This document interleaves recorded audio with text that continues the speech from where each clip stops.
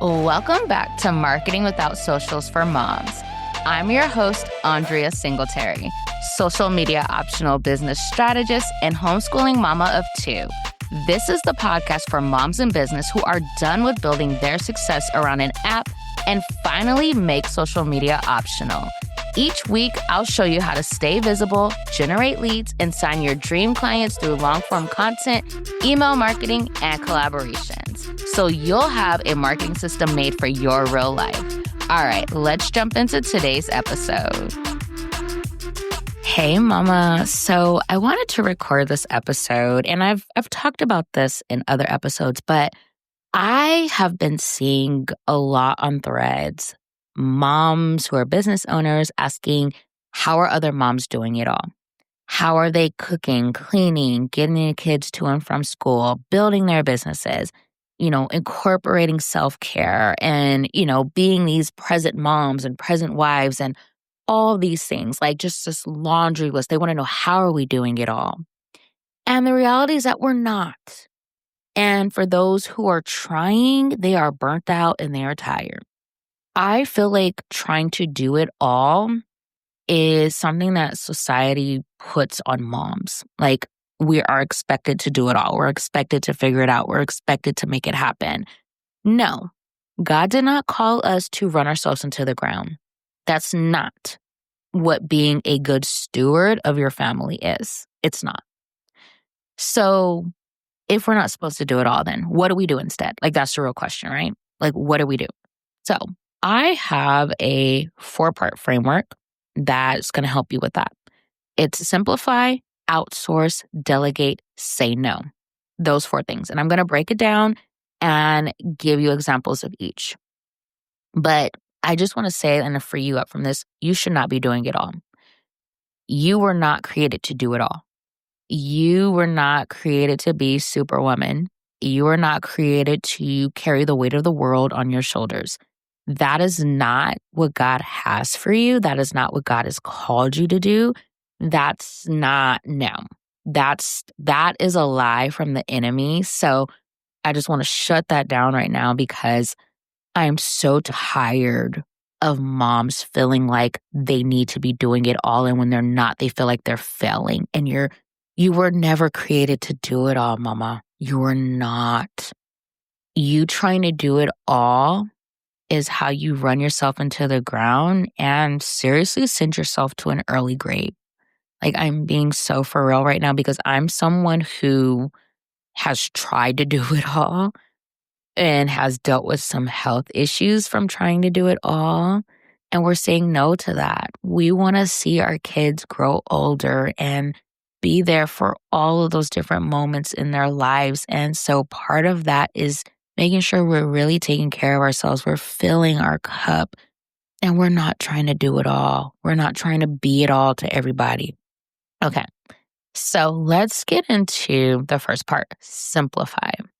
When it comes to simplifying things, it's really looking at what can you do differently? What are some things that you can cut out, get rid of? What are some things that maybe you have a lot of steps in the process for doing it, and so maybe we need to cut out some of those steps. So let's start with in your business. Let's talk about marketing. One of the ways that I simplify my marketing and I teach moms to simplify their marketing is by moving away from prioritizing daily posting to creating long-form content where you're putting out less content, but it has a longer shelf life. This is like getting into blogging, podcasting, getting on YouTube.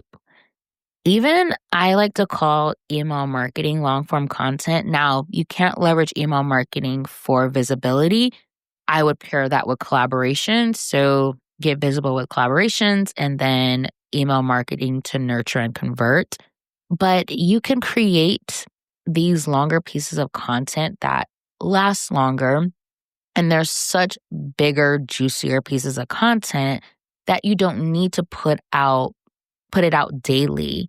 You know what I mean? Like, you can do 1 episode a week. I have worked with clients where they did every other week for their podcast episodes.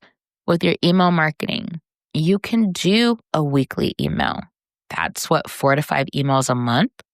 And that will take you a lot further. But also with email marketing, you can create email funnels. So you build it out once and then, someone signs up for your freebie, they go through your welcome sequence, your nurture sequence, your sales sequence, like you already have it built out and it's on autopilot. So for instance, like for my new quiz, what's your visibility vibe?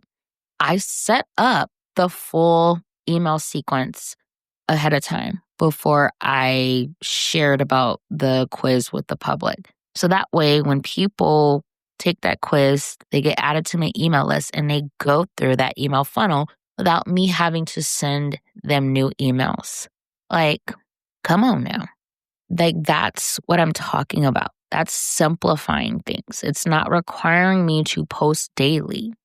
Another thing, so like, let's look at simplifying in the home. What can you simplify in your home? Maybe it's simplifying the meals that you're cooking. I know, like, for me, I'll speak for me. I have a couple of picky eaters. Well, more so my son than my daughter. But it can be challenging because it's like I'm having to cook 3 different meals. So because my daughter is not as picky as my son, I have started to plan me and my husband's dinner kind of around her meals. So like I know there's certain foods that she will eat. And so I will make sure that some of the foods that she eats are part of the core ingredients of our meals. So that way I'm not making so many different meals. But just looking at that, or even being okay with sometimes, doing things a little bit differently. So there have been times where I've served breakfast for dinner. I've made the kids pancakes and stuff, or I've done simple stuff. Like, so we do frozen chicken nuggets, you know, like just stuff like that, like where you can simplify in everything and take the pressure off of yourself. Even just kind of looking at your routines, how can you simplify that? Are there certain things that maybe you don't have to do it all on a certain day? Maybe you can break it up. Like just really looking at what can you make easier on yourself? So that is the first thing. The next thing is outsourcing. There are so many ways to outsource. Now, one of the things I want to say about outsourcing is that you outsourcing doesn't make you a failure. And I'm talking more so if like you start outsourcing things in your personal life or in your home, it does not make you a failure. It's working smarter, not harder, honestly. There are so many things you can outsource both in your business and in your personal life. So let's start with your personal life. You can outsource by having your groceries delivered. I even do, like, if I don't necessarily like have them delivered, I will do like the drive up. So I've done that. I do that for like Target and Walmart because I don't always feel like, going into the store with my kids and, doing the grocery shopping and stuff like that. Getting meal kits. I've done that before too, like especially for my own meals, like for breakfast and lunch. I've done the meal kits and everything, and it's been like such a game changer. But like outsource that stuff. Outsource, your laundry. If you don't like doing laundry and it just seems to pile up and pile up and pile up, outsource it, or cleaning. Having someone come and clean your house. Maybe you have someone come out twice a month to do a deep cleaning in your house. Whatever that may be, outsource it. In your business. Now, this could be hiring a VA or a OBM if you need that. But maybe you don't need that. Maybe you need something simpler. It's just getting support. So one of the things that I outsource a lot in my business is making updates to my website. It takes me way too long. I am not a web designer. I don't ever want to be a web designer. And so I always contact my girl, Tina, who she designed my website. And I'll just be like, hey, Tina, I need you to update this for me. When do you have availability? And send me the invoice. Because I just don't have the time or energy to do that. Like it's not a income producing task. So It's not a top priority for me, and she can do it a lot quicker than I can, and she will make it look better. So that's something I always outsource. But you can even outsource, like, if you know you need systems in your business and you've been having a hard time building them out, outsource it. I have a couple of people that I can send you to, Ebony Littlejohn and Felicia Pugh. Oh, and now someone else, Leslie Braga. They are all members of the Social Media Detox Club.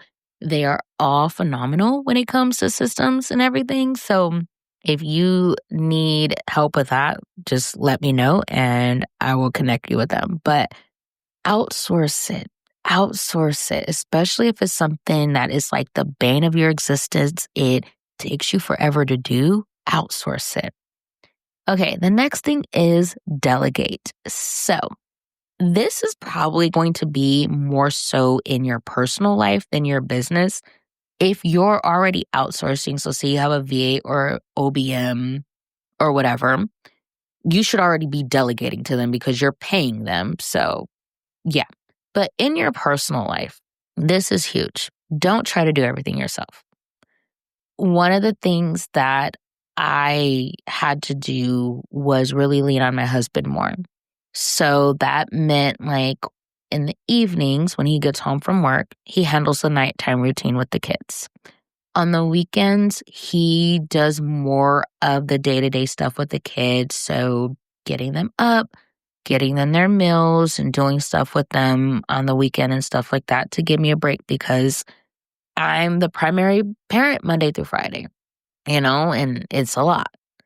But also, too, just asking him to, take over the meals. Now, he doesn't do that anymore just because he gets home much later now that we've moved and we've moved further away from his job. But he does still sometimes, like this last weekend and then this week too, he was responsible for planning dinner and cooking and stuff like that.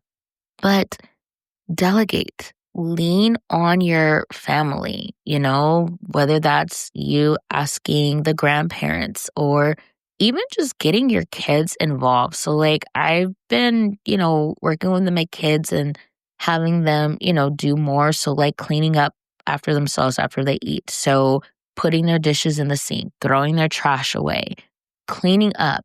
They clean up their toys. I told them I don't play with those toys. I don't pull them out. So I'm not cleaning them up. They clean them up. And some other things that I want to start introducing to them too is like getting like the little brush and dustpan so they can start sweeping up after they eat and stuff like that. And it's stuff that they've been asking to do. It's just that I don't have like the kid size one. So that's something I'm going to be getting. But just like having them do more, like having your family do more. You don't have to do everything. I've even had my kids, they now help out with laundry. So they help load the clothes into the laundry. Thankfully, we have a front load washer and dryer. And so they help load the clothes into the washer. They put the little pods in. I show them how to like start the machine and what setting to put it on and everything like that. And same thing when it's time to transfer the clothes over the dryer, they help me transfer them over. They put in the dryer sheets and all of that. But it's like, if we continue to just do it ourselves and not delegate, yeah, it's going to fall on us. So we have to be the ones that do something different and be like, hey, you know what? No, I need help. I need you to step in and do this. And I feel like with kids too, starting them young is so important because you don't want them to be teenagers and you're still doing their laundry and stuff. It's like, nah, you're practically grown now. You need to be doing that yourself. Like when my daughter gets a little bit older, I'm going to show her how to do her hair because I personally don't like doing her hair. It's always a battle. And so she needs to learn how to do it. But right now she's 3, so she can't do it herself. But we're going to get there. And I look forward to that day because child doing her hair, it exhausts me. But delegate. Okay, the last thing is saying no. Now let me say this. No is not being selfish. No is self-preservation, is protecting your peace. It's a good thing because you can't do everything. You can't do everything. You may need to say no to that school event. When my son was in public school, there were certain things that I said no to because I would have to take both him and my daughter by myself because my husband, he was working long hours. My mom at the time, she was living in a different city. And so I was not going to go to those events by myself late in the evening, especially on a school night. No, no, no. I said no. In your business, it could be saying no to certain collaborations. You know, yeah, it's nice when people reach out and invite you to collaborate, but you have to really look at like, is it actually an aligned collaboration? Is it something you really should be doing? Is it worth your time and energy? If not, say no. Taking on certain clients. This is a big one. While the money may be good, is the client really worth it? Is that going to be a PIA client? I'm going to let you figure that one out. Is that someone that's going to be a headache, especially if they're already given red flags? Say no. Like, you don't have to do all the things. You're not meant to do all the things. It is okay to say no. Saying no creates space for rest, for focus, and just being present in your everyday life. And that's what you need. You need to say no. Just say no. Okay, so I just want to remind you that the goal is not to do it all.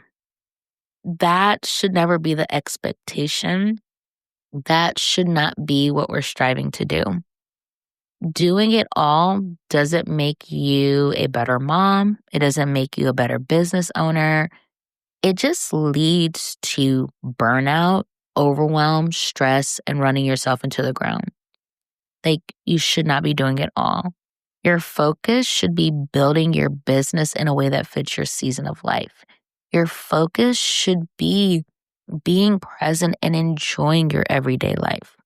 You deciding to say no, delegating in your personal life, outsourcing in your personal life and business, simplifying things, it does not make you a failure. It does not mean you are less than or anything like that.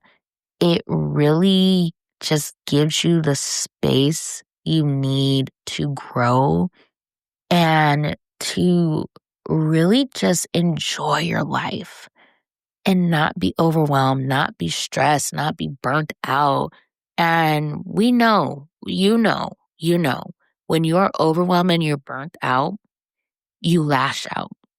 There's no, I don't care what anybody says. When they're overwhelmed and burnt out, they lash out. They lash out at their kids. They lash out at their spouse. They lash out at other family and friends. You don't want to be that person. You don't. You don't want to be in a constant state of stress and overwhelm. You don't want your nervous system to always be in overdrive. And so you need to simplify, outsource, delegate, and say no. And if you are looking for support with simplifying your marketing, you need to join us inside the Social Media Detox Club. I just had a member tell me that she is completely off socials, which I'm just so blown away. Like I said, my goal is not to get you off socials, but I do have some clients that is their goal. And to see this mama has done it and is doing so well, thriving in her business and her personal life, hitting her goals and everything, it just makes my heart proud. But that's what we do inside the Social Media Detox Club. We simplify. We build a marketing system made for your real life. And so if that's what you want, join us inside the club. Head over to mamaturnmompreneur.com/membership. This is linked below in the episode description. All right, mama, I'll catch you in the next episode.